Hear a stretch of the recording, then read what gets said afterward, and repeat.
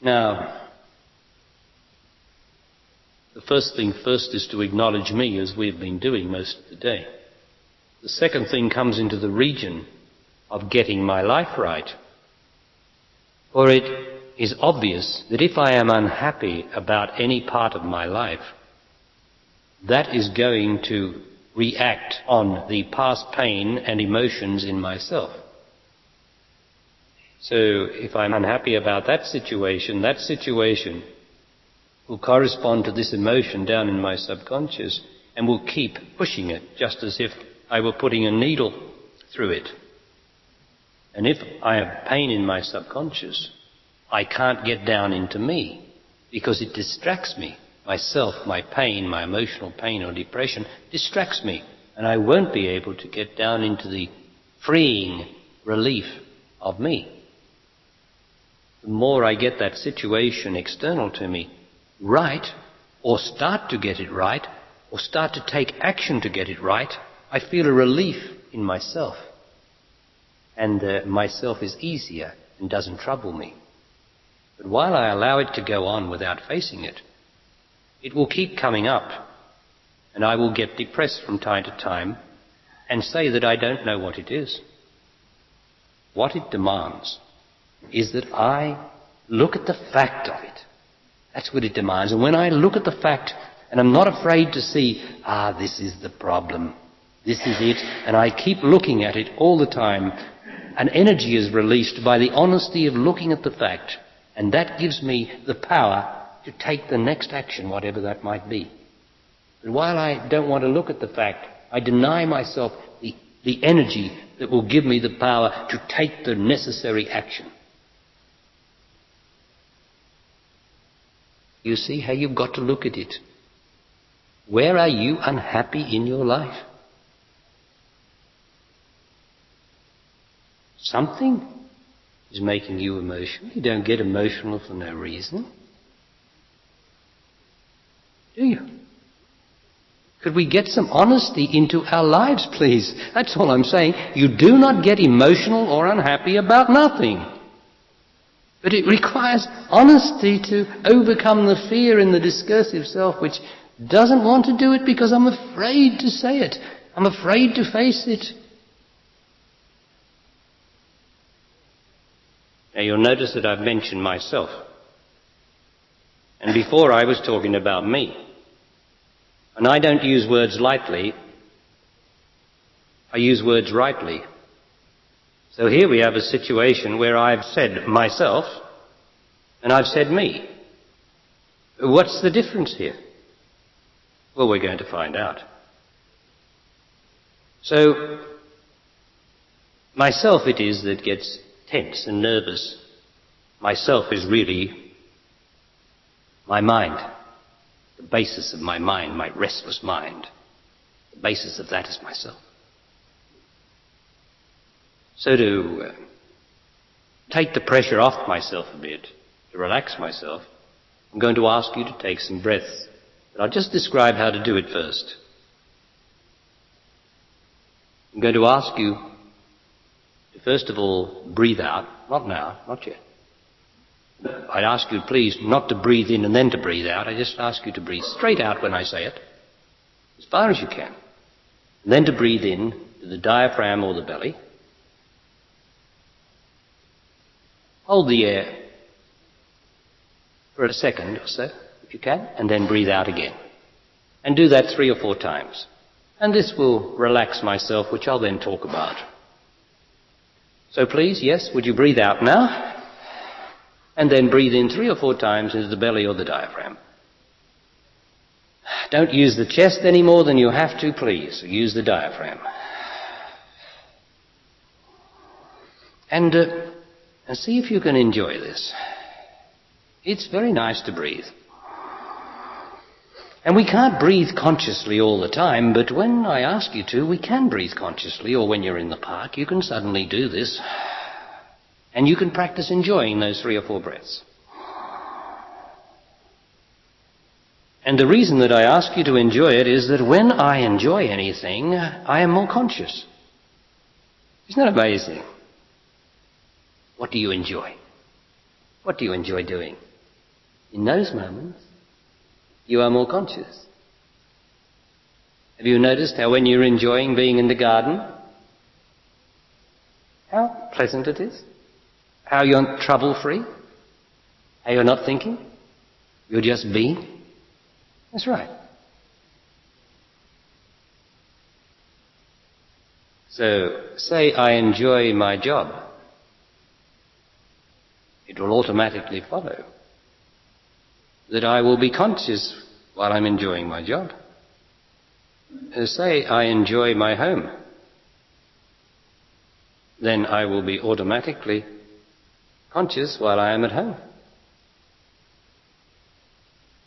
Say I enjoy being with my partner. Then I will be automatically conscious. And if I enjoy making love and not get excited or look for satisfaction, then I will know the fulfillment of the consciousness of making love. And before I know where I am, if I enjoy all these departments of my life, I'll suddenly realize I'm conscious in my whole life. So the secret is to enjoy my life, is it not? Now, where is it, man and woman? Where don't you enjoy your life? That's where we're going to find the source of your unconsciousness, the source of your troubles themselves. Yes, it comes to this. It's not an easy day. It's a great day. But it's not an easy day for yourself. It's a great day for me, I'll tell you. But you see, me is not myself. Myself is the troublemaker, and that's what I want to demonstrate to you. So I'll just use this little model, which I find makes it clear to the people. This distinction that apparently has not been made clear to man and woman ever before on this earth. Apparently, because everybody thinks myself is me, don't they? Doesn't everybody say, I just want to be myself? Well, if you say to me, you just want to be yourself, I'll say, oh, you poor person. You want to be unhappy, do you?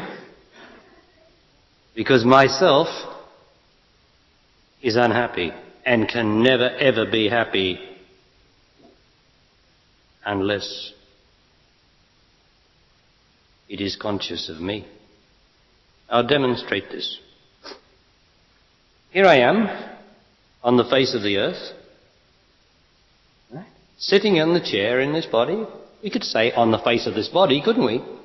For is not the earth my body? Am I not a walking piece of earth? Breathe it, drink it, eat it. I'm just a walking piece of earth. So here I am on the face of the earth, the face of this body, looking out of those eyes, right? You can't get more on the face of it, can you? And just inside my body, where we have been going, is me. This is the human psyche, just under my body in there. And that human psyche is fathomless. It is as deep as the space of the universe. The only thing is that it gets, as I go down there with my attention as we've been doing, it gets finer and stiller. There is less and less movement until eventually I can reach the place where I realize what would be called God. The implicit knowledge of God. But that's not the end. There's no end. That's how deep is this beautiful, wonderful human psyche that is inside the body listening to these words now, this moment now, where I trust that I have my attention there as well as my awareness here.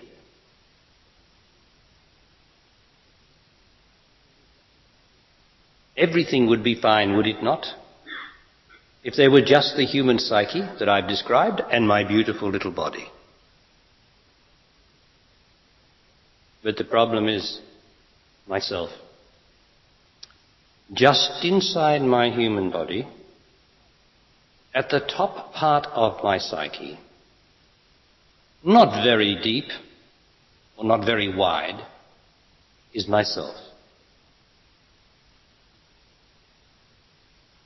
This self on top of me, which is fathomless, consists of all the pains and hurts that I have ever had since I was born. It consists of fragments of emotion, that is, recorded past of hurts, or emotion is the record of my past hurts. And as I reach the age where you have reached, this area is compacted into one entity of emotion, consisting of various fragments of hurt since I was born, but now become a compaction, a solid, although moving piece of emotion called myself. It is unhappy, consisting of all my past hurts, of course. It is unhappy. It's always endeavouring to escape from myself, my pain. Yet, my attention often bypasses myself and goes down into me, doesn't it? And I say, what a lovely day it is. I don't know why I was so depressed yesterday. I don't know why I was angry. I can't believe it because I just don't have any of that in me now. You're all familiar with that, aren't you? The self-doubts and the fears. That's because they all arise from myself, which is on top of me. But when the attention can connect with me, what a lovely world it is. And it is a lovely world. The only thing that makes it terrible or horrible is myself. Because you see, when my attention, which is looking out of those eyes now and out of those ears, that's my intelligence, my perception. That is impartial, impersonal. What's looking out of your eyes is impartial, impersonal. It's called intelligence. There's nothing behind it in itself, except what it's attached to. So what is your intelligence, your perception attached to? Is it attached to yourself, or is it attached to me? Therein lies the solution to your life. What is your intelligence attached to? The past, or your past hurts? Or is it attached, reflecting on the present? The joy and the sweetness and the beauty that is in me there. Which is it? Well, of course it changes, doesn't it?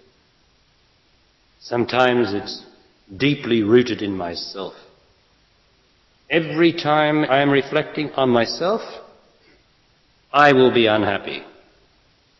I will start to think about the past, and it will take no time before that thoughtfulness will lead to some unhappy thought about the victim that I am of some circumstance or person. No time. As soon as you think about anything, it will take no time to get on to poor old me. Which is not poor old me, but it's poor old me myself. Isn't that true? Then you become the victim. Myself is a victim of circumstance. Then I start, because of my parents have taught me, my society has taught me, to live from myself, to live for myself. Thus arises the term selfishness. To live for myself. To get and not to give. So, where I come from, despite what all the Eastern masters and the Theosophists and everybody says, I say there is no higher self, only higher ignorance and more refined pain. All self is ignorance and pain and suffering. All self. So do you want to be yourself? I'll tell you, if you want to be yourself, what you've got to do. In the world, you've got to get frustrated, first of all, to build up sufficient conflict inside yourself to go and become something. But first you'll have to have conflict. You'll have to work yourself up into a nice tension. And that will give you the energy to push everything aside, to say, I'm doing it for you, love, and out you go and leave her behind at home while you get out there. And you're doing it for her. Oh, yeah.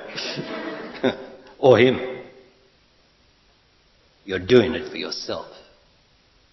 And what will you run into with such force and tension and frustration? You will run into another self who has also got force and tension and frustration. And you will battle it out in the boardroom or something else, using all the force you can and can muster in the form of money, influence and everything to overcome that self. And you will celebrate, because one of the signs of the self is always celebration. Shake the champagne bottle and spurt it over everybody is a sure sign of self-celebrating, because I tell you, within the day or the week or the month, that same self will be crying and saying, why has this happened to me? It's happened to you, myself, because everybody's got to fail sooner or later. So that you can succeed, somebody's got to fail. So one day, so that somebody else succeeds, you've got to fail. But the self doesn't know anything about that. I want to win all the time. You'll never win, self. You're always going to be frustrated and unhappy. Because you're always looking to get something. You're always looking for a result. You've always got your goals. And you're never, ever going to reach them. Never. Because as soon as you reach them, they disappear. Or they were just goals. No reality. Myself is never satisfied, no matter what it gets. Oh, I love you, darling, to the woman, says the man. I love you. No doubt he loves her. No doubt he's utterly devoted to her in that moment, that he loves her and he wants her. No doubt about it. But it's not going to last. Not while he wants her. Where he's making the error is he wants her, because when you want to get, don't you? What about if he said to her, I love you. I must love you. Then he's saying, I must give to you. I must give to you. Not that I want from you. Because that will be his little self, filled with the pain of what mum or dad did to him. Filled with the pain of what in his teenage love years or her teenage love years she went through and found out that sex was hurtful, and yet she still thinks it's love, or he does. This rises up out of the self and starts to make the decisions. So when I face this woman, if I am the man, I will endeavour to have her, to use the love that she has, that I feel for her, to assuage my hurt and pain of yesterday. That's not love. That's getting, not giving. If I am to love a woman, I love her to take the pain from her, not to give it to her. But myself will always make her unhappy, because I'll always be looking for something from her. And when I get it, I will have this extraordinary transition will have inside of me. I won't be as interested as I was, because I have reduced my pain. Whereas love is never reduced. So the human race has got it all back to front. Everybody's looking to get rid of their pain through love. And so when you try to get rid of your pain through love, you encounter emotion in yourself, and inevitably you settle for sex and satisfaction. For love is fulfilling, and sex gives satisfaction for a while. Sex comes from self. There is no sex in me. So myself sits on top of me, making most of the decisions in my life, most of the celebrations, celebrating the brief successes, thinking this and thinking that. And underneath is me. Love. Fulfillment. Now, which is my intelligence rooted in? That's what I have to ask myself. Am I rooted in self-consideration? In the victim? Or am I reflecting on me? Well, I trust from this day, as we practice reflecting or being me, that a transition will happen in you, or if you have already crossed the line, I trust that you will be going deeper into that place, so that you give up yourself and be me, more and more and more, so that you give up the force and start to be the power that brings your life together.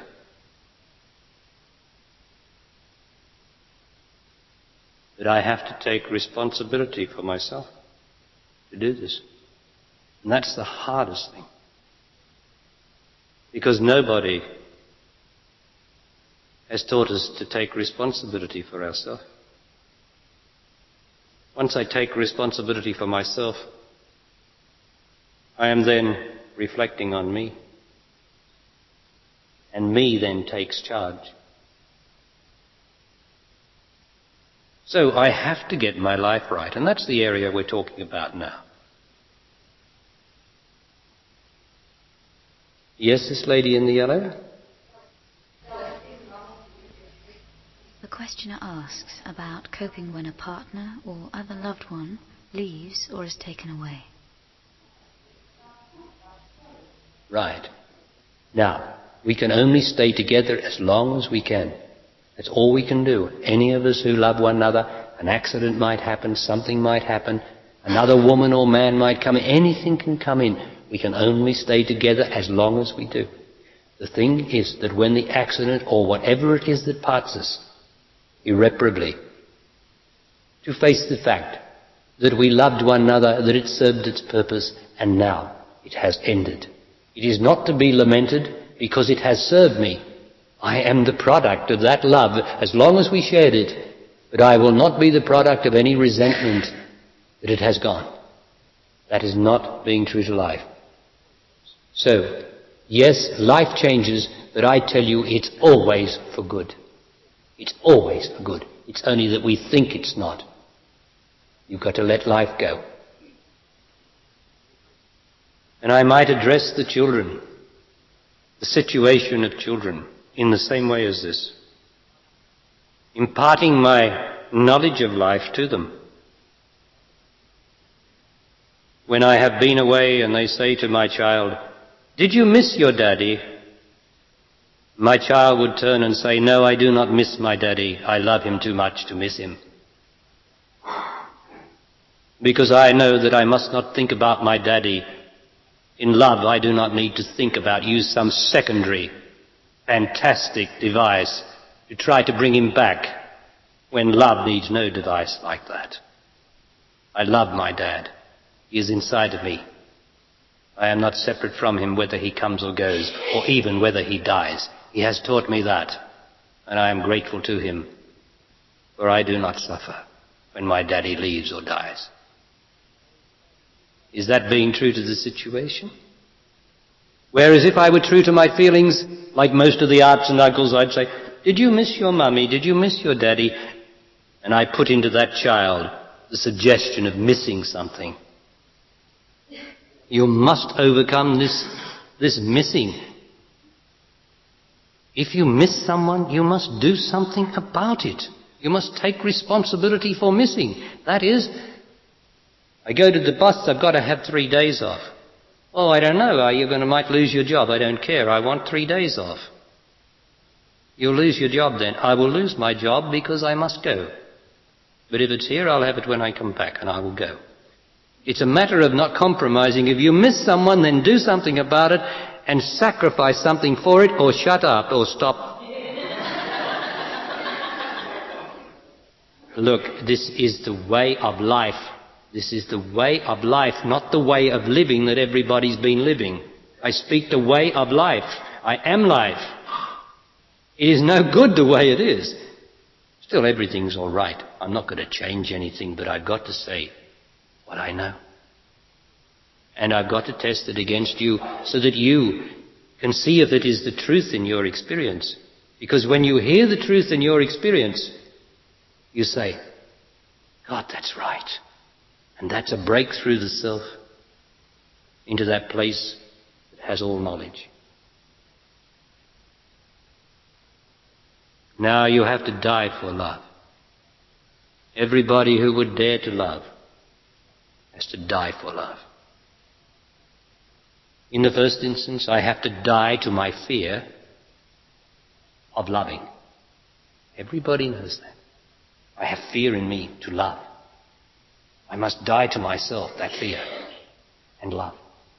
So that's a form of dying for love, isn't it? Dying to my fear to love. Then love again will come and say, do you really want to be with me? Oh yes, I long to be with you. What are you doing about it? Are you going to sit there and long for me? Or are you going to come? Are you going to throw everything up and come to me? Because that would test my love, wouldn't it? Yeah. I'm talking about dying for God, you know. It's the hardest thing in the world. But it's the most natural thing on earth. And we have become worldlings. We are really earthlings. Natural love, natural rightness, natural honesty. True to the earth. But we have become worldlings. Afraid to love, afraid to live, afraid to take a chance in case I get hurt, afraid of this, afraid of that. Afraid, fear determines my entire life. The fear of myself, of being hurt again. So, to become an earthling, well, this is a wondrous step that you are taking this day in being with me, so that I can speak to you, so that you can see, am I speaking the truth? Well, that's the only test of it. Does it have the ring of truth in it? Is this a new life that I speak about in the midst of this life, which is not beyond you, but it is beyond your fear? That's all. It's only beyond your fear, not beyond the doing.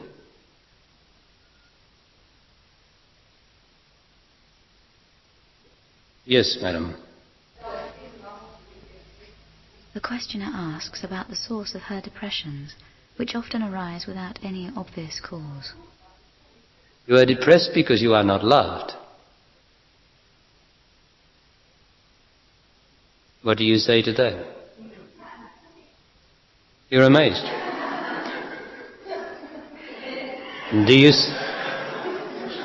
When I am loved, I can never be depressed. So I'm saying to you, especially woman, you are not loved enough. You do not feel loved enough. That's why you're depressed. Tell me, is that true?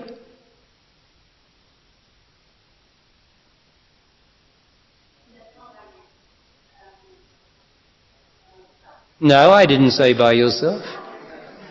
I just said you are not loved enough and that's why you're depressed. And so you go into yourself and that makes you depressed. Yes, I say that is the truth. So what you've got to do is have an intelligent talk to your husband or your partner. I don't know whether that gentleman beside you is he. And this is not to accuse anyone or criticize anyone. I just speak to the situation. But it is very important for you to have, in the first instance, a talk together where you can look inside and he asks you, where am I not loving you enough? That's pretty simple, isn't it? And you have to be honest without accusing or blaming him and answer the question and say, in this way you are not loving me enough, or in the moment is always best when he is not loving you enough or is doing something to show he doesn't love you enough. In that moment, with his volition, with his okay, you have to be able to say, well, that is not loving me enough. You wanted to know, that's it. Because in the moment of doing is the time, not 5 minutes later, because that'll be 5 minutes of argument and possible denial. Won't it? It's got to be in the moment. That is not loving. I feel that is not loving me. And then we've got to be careful of blustering, because we will always bluster to regain our position that we are loving. And so man, especially man, has got to give up any attempt to bluster through and to dismiss. We've got to be loving enough to listen to woman and say, well, yes, I see that's true. That was not a right word that I was using, and that's not loving you. Or we've got to say, well, I don't see that. We've got to have this dialogue, you see, of honesty and openness. Because woman doesn't get depressed for nothing, and she knows why she is depressed. So I have to ask every woman here, when you get depressed, what are you depressed about? And there's nothing like not being loved enough by the partner. Now it's quite possible that you, the woman, might be demanding from an old pain or hurt from a previous lover and putting it on to the present man who does love you, who's doing all he can to love you, but you won't accept it because you're putting the values or non-values of a previous lover onto him to exercise yourself and your unhappiness and guilt or whatever it is. So you have to be very careful, because we tend to put our old pains onto the one who loves us most. That is the nature of the self in its selfishness. To actually put a past lover on a man or woman who's loving me now. This is its dreadful unfairness. But it's good to have a talk if you live together. To live together in familiarity means there is a lack of honesty between us. To get rid of familiarity, which is death, living death, I have to start being honest with you, my man or my woman. That breaks the familiarity, breaks the deadness, and although we don't want to do it because it's pretty confrontative of ourselves, it's the only way to keep love alive. So are you hearing me, man and woman? Are you applying it to your very life? For I never want to just lecture you. I want it to be a reality, that you test what I say against the reality of your living life and see if it is the truth. And if you see the truth, then the next thing is to live it, isn't it? Many people read poetry because poetry is a lovely escape from living the truth. Poetry is beautiful. It's like some fragrance. Beautiful. But it is not going to make you pure. Pure means free of unhappiness. What else did you think that purity was? Haven't listened to these religions that try to say what purity is and never say what it is except use some sort of poetry.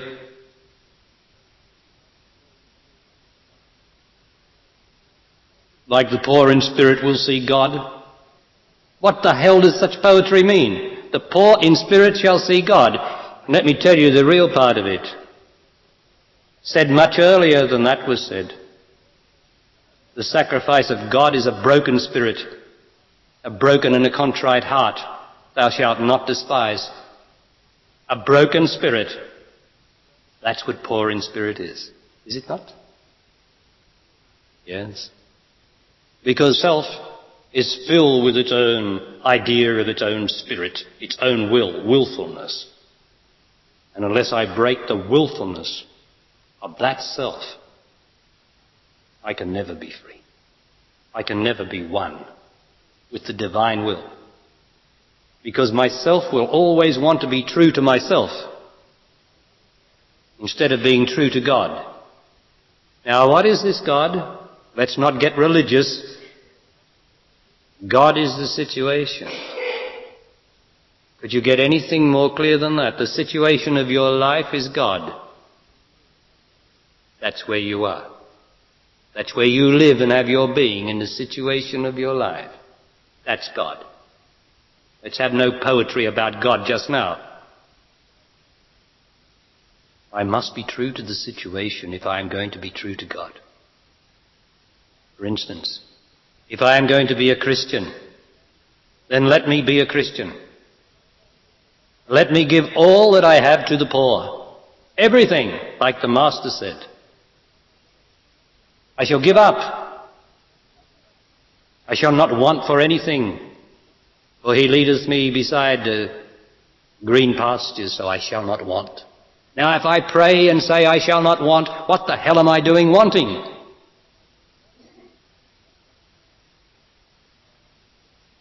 Can I be true? No, I can never be true by following anything. My life is the situation. The question is, whereabouts in my life am I unhappy?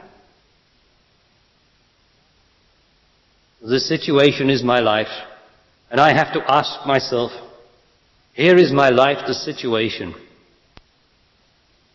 What is my life for? Why am I here? Well, each one of you, why am I here? I will tell you why I am here. I will tell you the situation of my life. You see if it's true. Not whether you believe in it or not. I'm not interested in belief, and nor are you. It's whether it's true. I am here to enjoy my life. That's the situation. What are you here for? It's so simple. The truth is so simple. And the human mind says, but, doesn't it? What about me? What about my feelings? What about what's happening to me? What about the victim that I am? Doesn't it? Always but, says the human mind, and I say, I am here to enjoy my life. What are you here for? It's as simple as that. Next question. Where am I unhappy, my life? For that will point the finger at where I am not being true to the situation.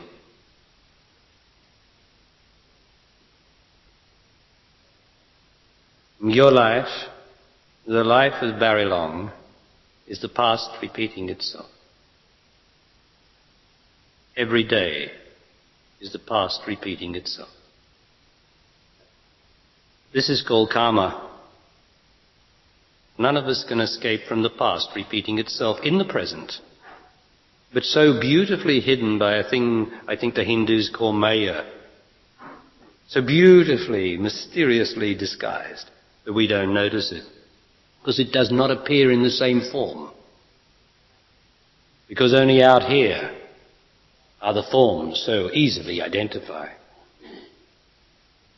In dreamland, for instance, the forms are not very easily identifiable, are they? I mean, they fade from my mother fades into my lover, or my father fades into my boss, and you can never be sure of anything in dreamland, can you? Well, imagine this dreamland out here. Did you know that this was dreamland? Well, you've heard it, of course, that it's all a dream. A dream, just see if I'm defining it correctly in your own experience. A dream is something that cannot last.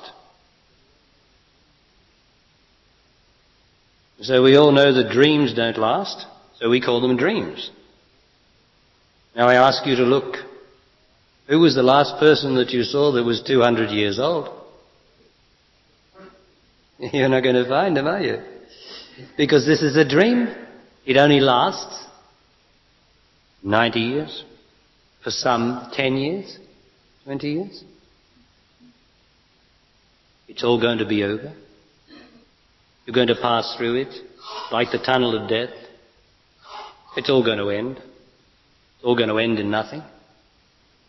And yet, in this dream, you have to face the situation to get out of it. For the reason that I am here is to awaken you in the dream, as I have awakened in a dream. For while I continue to dream and still have a part of me that keeps saying, this is not real. This is not real. I need someone to reflect to me to say, you're dead right, it is not real. And then perhaps I can turn away from the dream and face the mirror of that being and see my own being in that mirror and say, yes, my being is awake and myself is dreaming. How about that?